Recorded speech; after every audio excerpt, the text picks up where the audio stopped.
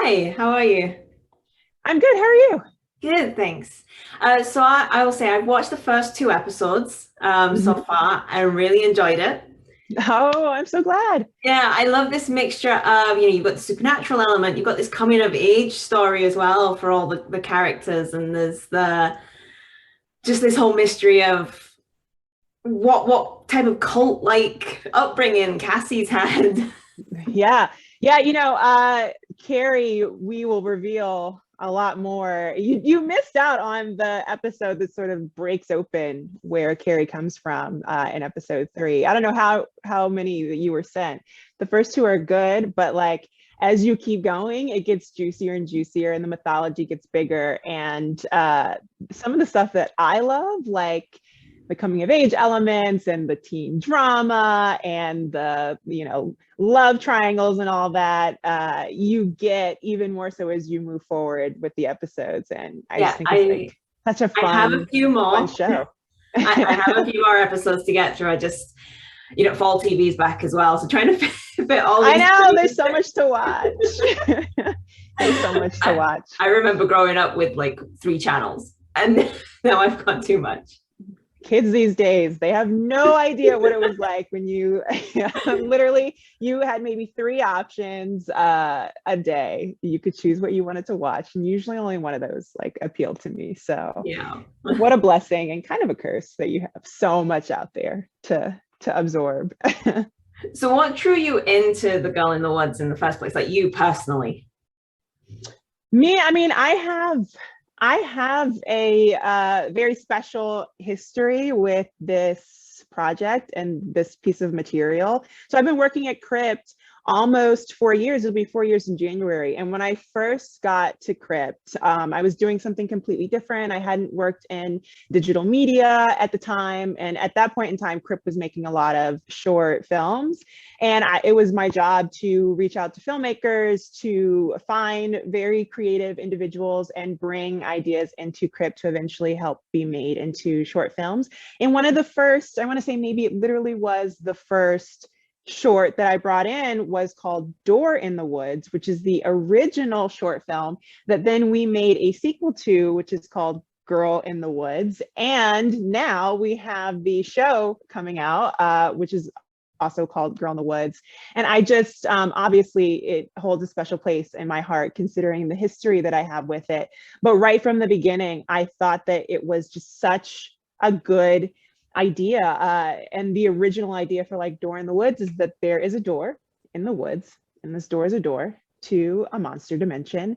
And when you're told that you shouldn't do something, we as humans are often cannot resist the urge to go out and do it. So, you're told don't open this door. And of course, someone's going to come and open the door. And I just thought that sometimes some of the things that can feel the most simple actually give you the opportunity to go in and really dig deep and have some great complexities within that. And so we just made like a really fun short in Door in the Woods that had a great central character in Carrie, whose character then we wanted to expand on with themes of like guilt and redemption and all of that. And then now getting to expand in an even bigger way, expanding Carrie's world, introducing new friends, being able to explore important themes that are going on right now, like especially some of the stuff that is going on with Carrie herself. And then we also have themes of like environmentalism and LGBTQ plus issues that we get to go into. I just think that this turned out to be a really special piece of material. And I'm glad that I was able to help facilitate in some way, bringing that to the larger audience. So I'll admit I've never seen the shorts yet, but I didn't feel the need. Watch them, they're on YouTube, but I need to watch them. you watch them because they're fun. They're on YouTube. And I also think that it's important that when we have like our original director, whose name is Joey Green, there's a lot of very good, creative, and talented people out there making shorts and putting them online, and they're able to be watched for free, and it's just like good, short, bite-sized entertainment. So what stuff on Crip's YouTube, but you don't need to have seen either short to watch Girl in the Woods, which is fantastic. Hopefully that will open us up to an entirely new audience. You don't need to feel the need to have already known about the mythology or the history to enjoy this show. Was that a conscious decision as a creative standpoint to make it something that we could just jump straight into without knowing any of the original mythology?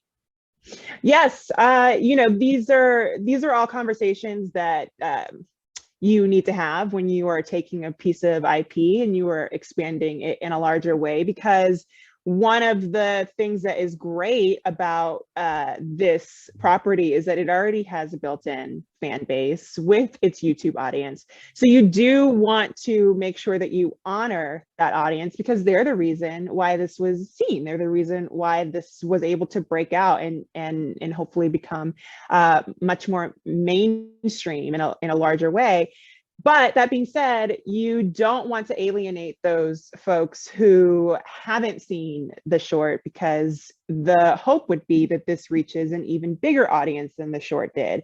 And so you want to make sure that you're honoring the fans who saw it in its first iteration, but making it accessible for new fans to come on board. And so the way that we did that was keeping some of the core mythology and our core central character, but starting us out in a way that anyone new can jump into this and be able to participate in the story and not feel confused.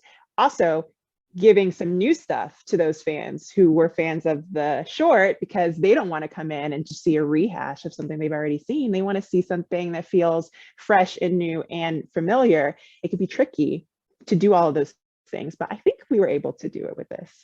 Well, one of the things is this love triangle that I don't think we've seen anywhere on TV. With You tell me if you've seen a love triangle like this, because I do not think that we have. I can't think off the top of my head. Definitely not recently, but yes, it's one of my favorite parts of the show. But I also happen to love like good, juicy teen drama. I also love how within this love triangle, you've also got they're exploring themselves. They're trying to figure out their identity. And Nolan's story arc so far has just been, what I've seen so far, has just been so beautifully crafted that it teases there's more of his identity, or more of their identity, sorry, to come. At what point did you have this conversation about adding this love triangle and this identity within the mythology of the show? Yeah, so the love triangle part of this was at the core of our head writer, whose name is Casey Maderno's pitch. And what I think is really, really special about this love triangle is, like you mentioned, it is a very queer-centric love triangle. But what I think is beautiful, being a queer woman myself, is that the love triangle itself, the fact that we do have queer characters at the center of it, is not what it's about, if that makes sense. It's not about like someone coming to terms with being a lesbian or maybe being pan or whatever it is. It's just like three characters who like each other.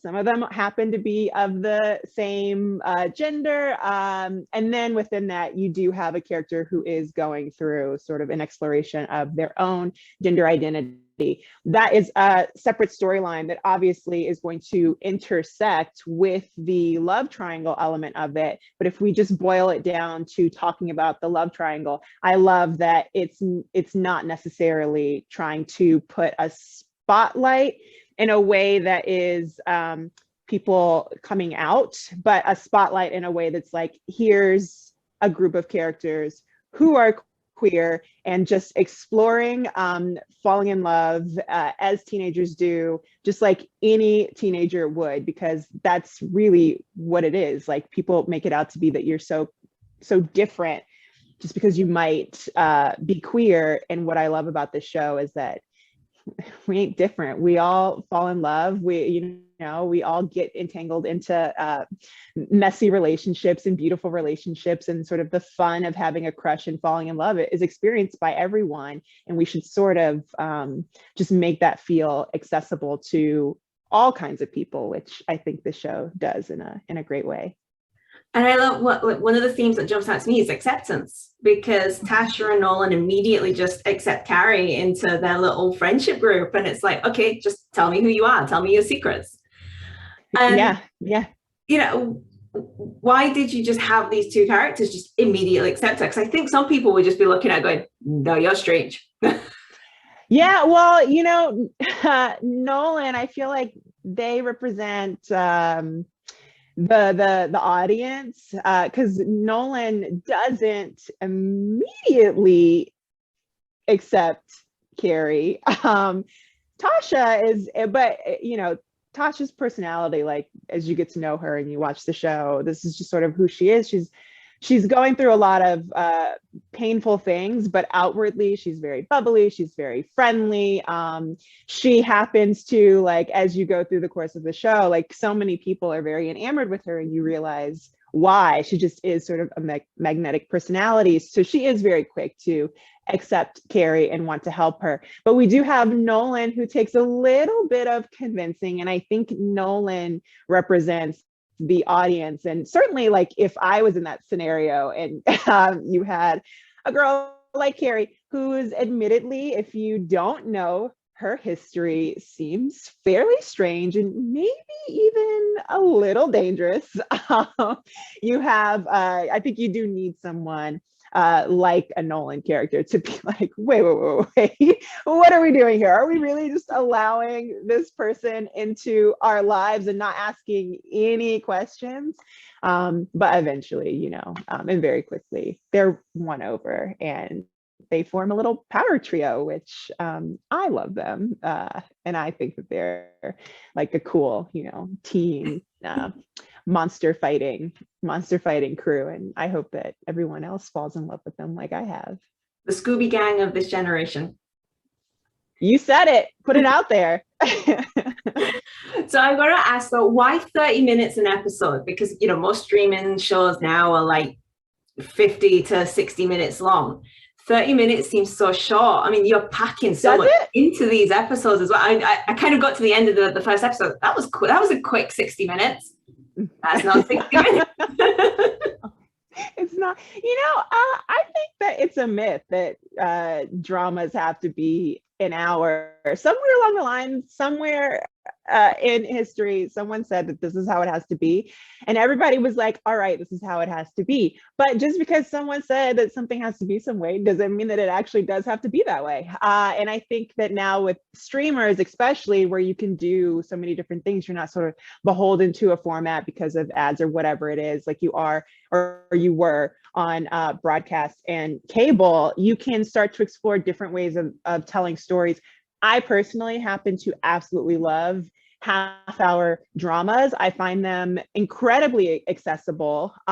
Just if you're boiling it down to you looking at something and you realize you only have to spend 30 minutes versus an hour, I mean, great, you can you have more time to watch this than you would an hour-long show. Then I also think that creatively it makes it a challenge because you sort of, there's no room for any fat. You got to keep it lean and mean, and you got to like make sure that everything that's in there is pushing your plot forward and is almost working two-handed, where every scene is tag teaming to push the plot forward and push the characters forward, push the plot forward and push the characters forward. And you have to make sure that these two things are happening cohesively and simultaneously. It may seem easier because the page count is shorter to do a half-hour drama, but I would argue that it's harder because you have to be smarter with how you're telling the story because you have less real estate to explore what you're trying to explore, but you need the audience to be just as involved and invested in the characters and in the plot as they would be if you had an hour to sort of lay out the roadmap.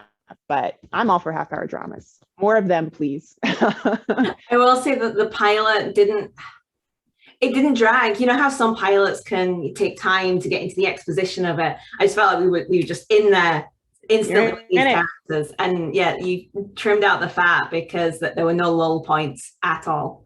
No, we throw you in, and you know, you sort of have to be along for the ride, and you're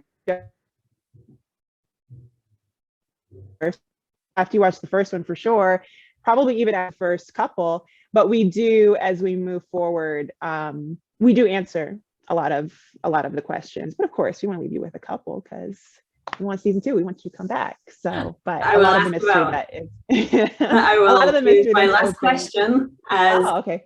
season 2, 'cause I've been told I've got to wrap up. So season 2, are there talks already about the second season? I have no idea how it ends, so You know, there's no talks other than I want a season 2. We all do. We're all like very, very proud of the show. Everyone at Crypt, everyone at Peacock, all of our actors, we just like are incredibly passionate. All of our directors and writers, the whole team is incredibly passionate about what it is that we have created. And now it will be out there in the world on October 21st. And so it's sort of up to you and up to the viewers and anyone who watches it to share this show and get it out there, because I do think that it is very special, and it is certainly something that I would have loved to have had on television and accessible to me growing up.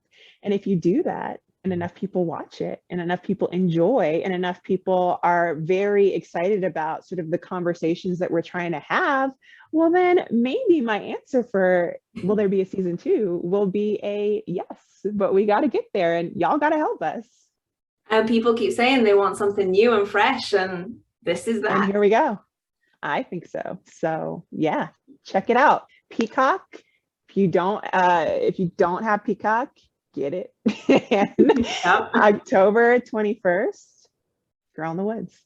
All 8 episodes drop. Watch it.